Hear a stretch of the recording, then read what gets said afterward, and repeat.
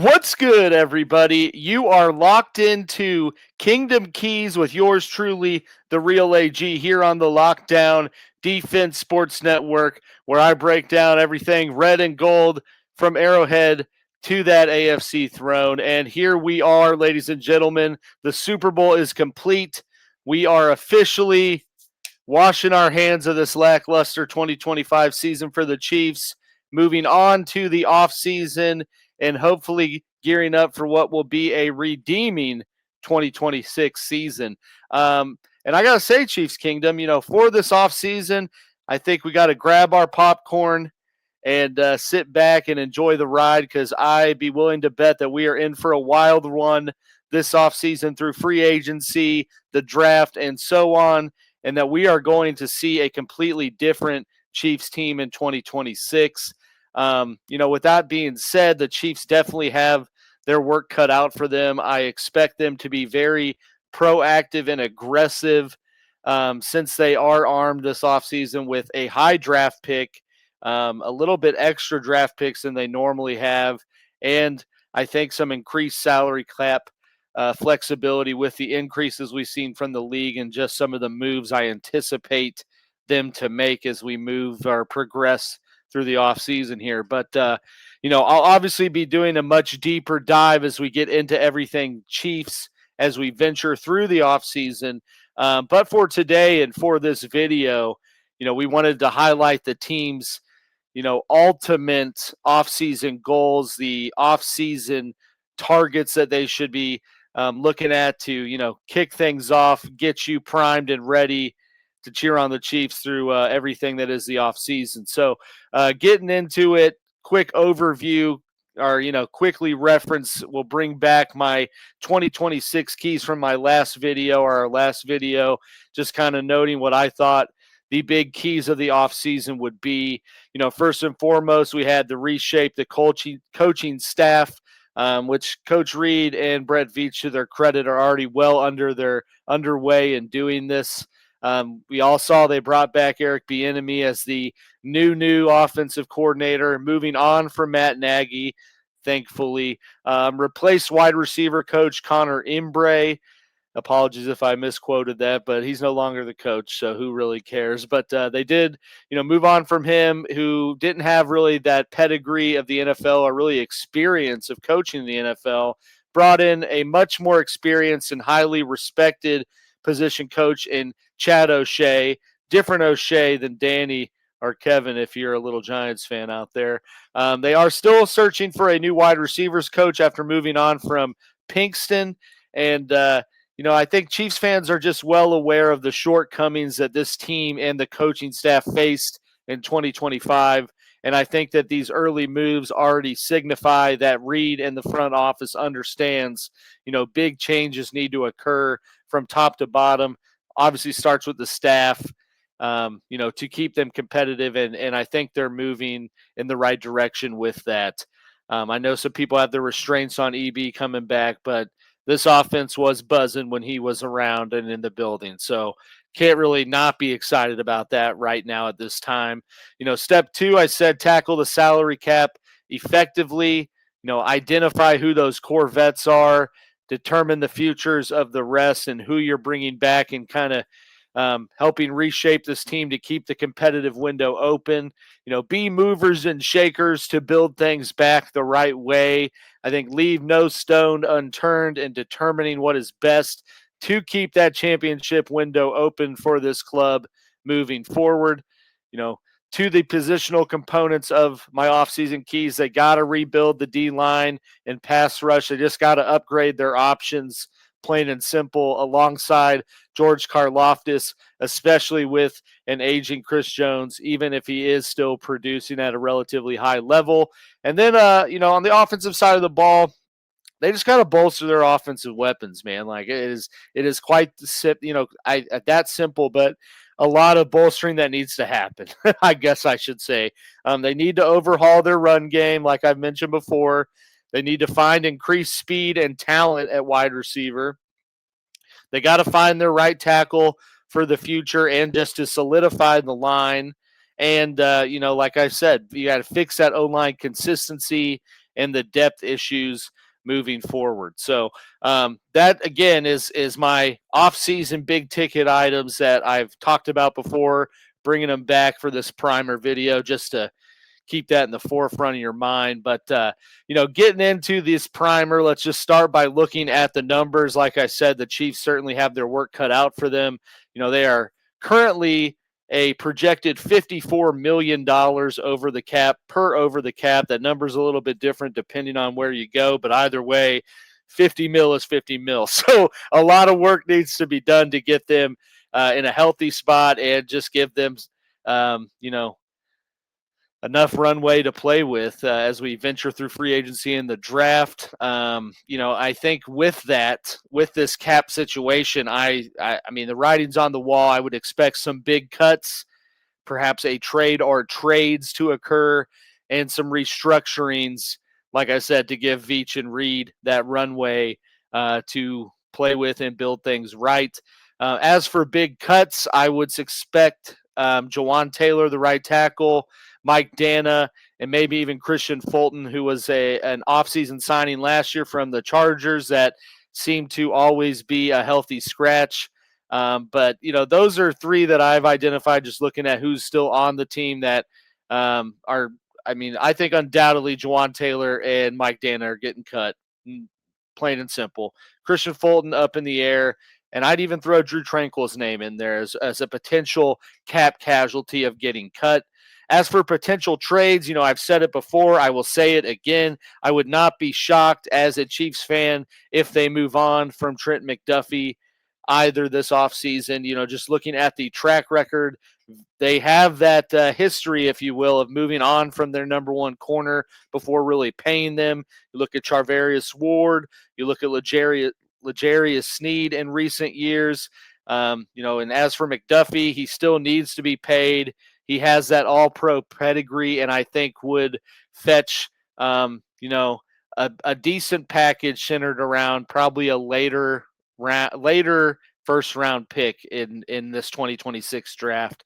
My prediction from the jump, and I will stay with it until I hear something different, I could see McDuffie being moved to the Rams, again, for a package centered around their later 2026 first. And then as for restructures, Mahomes and Chris Jones undoubtedly going to restructure this offseason. Just kind of messing around to prep you guys for this video and prep myself for this offseason, on various offseason simulator tools out there, which are really fun if you've never done it. So give that a shot. Shout out to the engines that create that. But just by cutting Jawan Taylor and Mike Dana and restructuring Mahomes and Chris Jones, that gives the Chiefs $35 million in cap space for 2026. So, those are the easiest moves to happen. I think those are the written in stone moves that will happen, and that already frees up enough space to make some stuff happen, in this offseason. So we'll see how that plays out as things get going, but that's just kind of where I see it heading as we venture into the offseason here. And then, looking at, again, like I talked about, figure out who your core vets are that core of vets you're going to keep on this team, and, who needs to stay to keep things right and where you're moving on. And as you see here, Chiefs got a lot of free agents. They got 23 unrestricted free agents, 3 restricted free agents, and 3 exclusive right free agents. So a lot of people that could be moving on. Just quickly going over the 23 UFAs, you got the likes of Gardner Minshew, Travis Kelce, Kareem Hunt, Pacheco, Hollywood Brown, Juju, Tyquan Thornton, Charles Omenihu, Jared Tillery, Derek Nandi, Mike Pennell, Jalen Watson, Josh Williams, Brian Cook, Jack Cochran, and Leo Chanel. All are UFAs that played a lot of meaningful snaps and big meaningful roles, especially in 2025, but even in the past few seasons for this team. So some tough decisions are going to have to be made with that. Quickly looking at the RFAs, you got Mike Caliendo, Keontae Ingram, Cole Christensen, and then the exclusive right free agents, we got Matt Ariza, Eric Scott, a corner, and Nikio Remigio, the wide receiver return man. So, again, a lot of things that are going to happen. But looking at just the list, I think, determining what Travis Kelce's doing is first and foremost.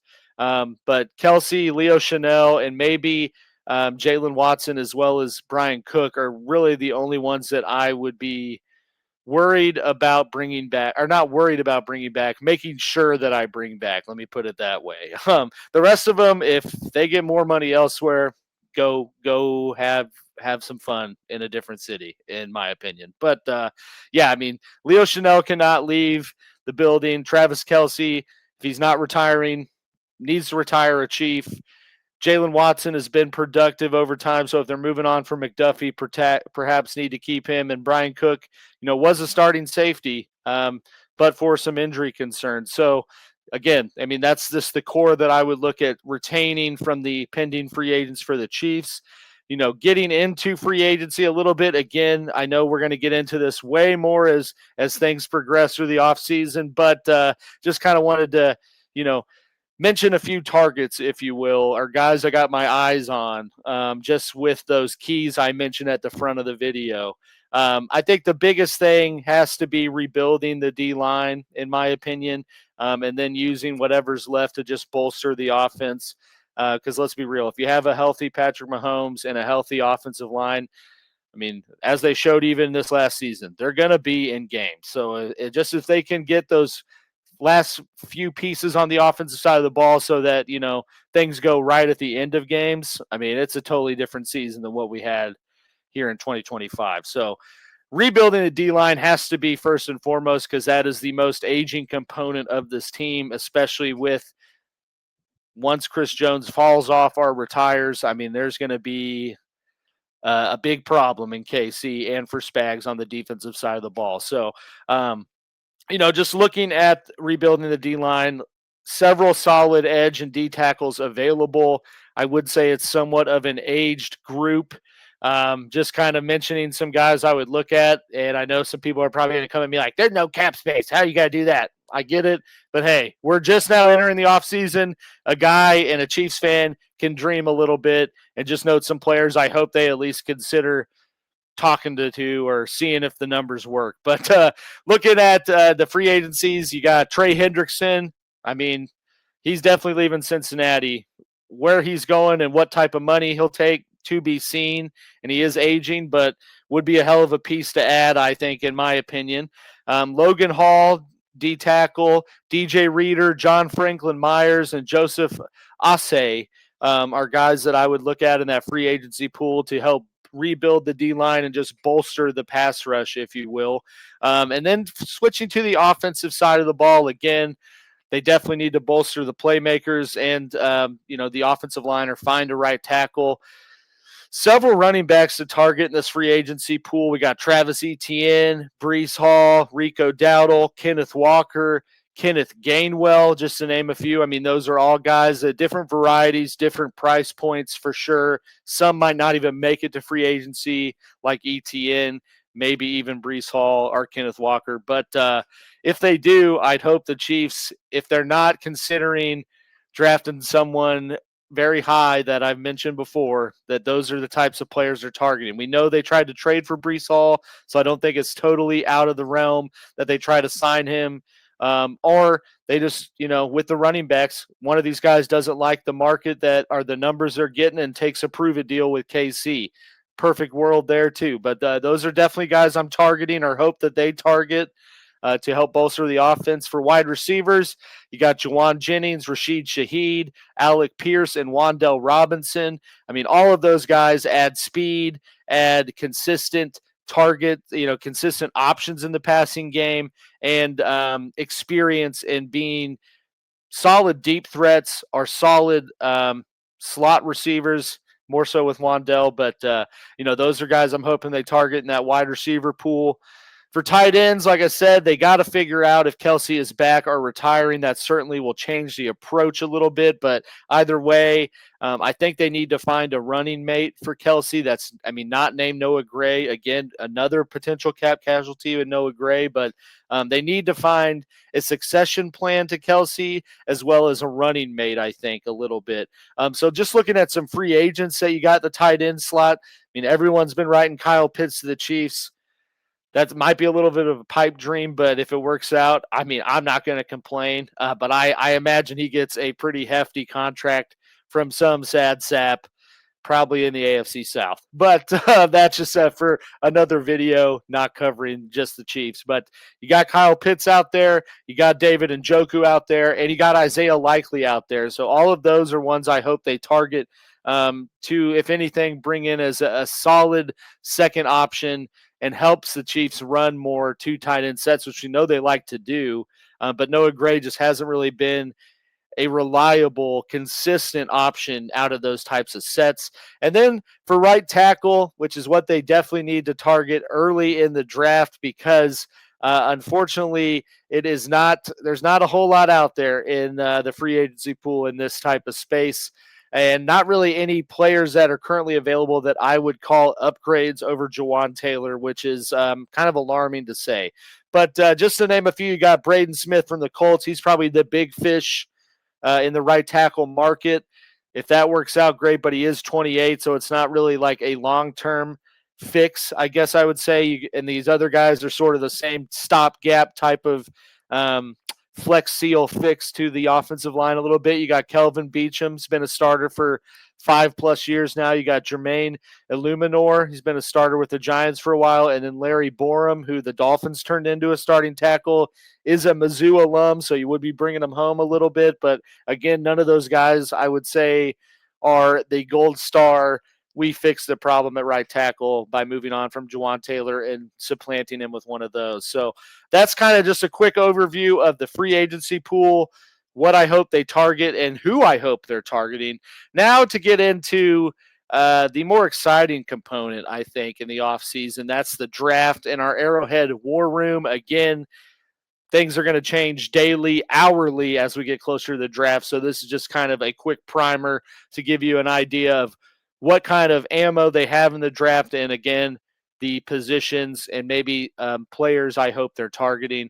First and foremost, the Chiefs currently have 6 picks between the first 5 rounds in the draft. They got number 9, 40, 74, 109, 146, and 176. I think that there's, like I said, I think a trade's going to happen. There's going to be more picks to be had in 2026, but this is what they currently got to play with.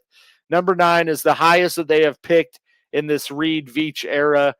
First pick in the top 10 for these guys without trading up, because I know they traded up to get Mahomes at 10, but that was John Dorsey if you want to get technical, but I get what you're saying. But yeah, for the early rounds, they need to be targeting D-line, O-line, running backs, wide receivers. That's what they need to be doing with these first picks through the first 75 picks here, the 3 that they have. I think the D-line is, like I said, the biggest need, but all of that somewhat, at least in the first round, whatever they go, that just kind of depends on how the first 8 picks go. But with number 9, they should be targeting. I mean, let's put it this way. I will not be pissed if pick number 9 is someone named Fano, offensive tackle, Reuben Bain Jr., obviously, Jeremiah Love, of course, Caleb Downs, the safety, Mwage, I think that's how you say it, the other tackle from the Miami Hurricanes, perhaps Caden Proctor, tackle from Alabama, or Keldrick Falk, the edge rusher from Auburn. If number 9 is any of those people, I'm not going to be upset.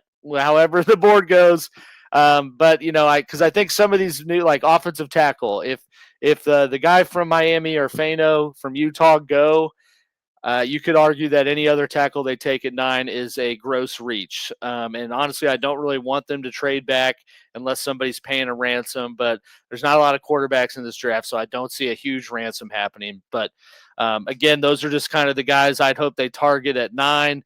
And then again, building off of that in the earlier rounds, getting more pieces in those position groups I've identified. And then, just kind of rounding it home, the types of players I would look at in the draft, and they need to focus on, again, somewhat depending on what they do in free agency, but got to have some rotational force behind Chris Jones on the interior D-line. They need to find a consistent second, third target pass catching option in the passing game. They need to find a 3-down option at running back. They need to build O-line depth to protect Mahomes long term and just give them consistency across the board in the O-line room. They need to find rotational contributors in the secondary, and again, need to figure out what the succession plan is for Kelce when and if he does retire. So that's kind of quickly looking at the draft in the war room, and who I hope they're targeting with number 9, and kind of the position groups they need to value and where they fall on that scale. But yeah, that kind of rounds up our ultimate offseason targets for the Chiefs and our Kingdom Keys video here. As always, if you want to get at me, there's my social media info right there as the Chiefs insider here. There's the rest of our hit squad guys. We got Mike Dove for the Commanders, Robert for the Chargers. We don't hold that too much against them. If you love this content and want to find more of it, there is where all our Lockdown Defense Sports stuff is throughout all socials. We also just launched a Patreon page, just fired up, I believe, a week ago, with exclusive NFL content, exclusive content with a former NFL ref, as well as exclusive Chiefs content that will be incoming throughout this offseason and into the next season. As always, please like the video, subscribe to our channel so you don't miss anything we're putting out on YouTube. And then in that comment section, let me hear from you. Chiefs Kingdom, please comment any player that you want the Chiefs to target this offseason in the draft, free agency, someone you think I missed. If you think I'm totally out of left field with some of these positional values, let me know. This is the space to start speculating and getting the hype train going. So let me hear from you down in the comments. But in the meantime, in between time, that is all for me on this video and our little off-season primer to get you right. If you need me, get at me on social media. Otherwise, I'll just be out here explaining to the rest of the league and these fan bases why the Chiefs are still here. Peace, y'all.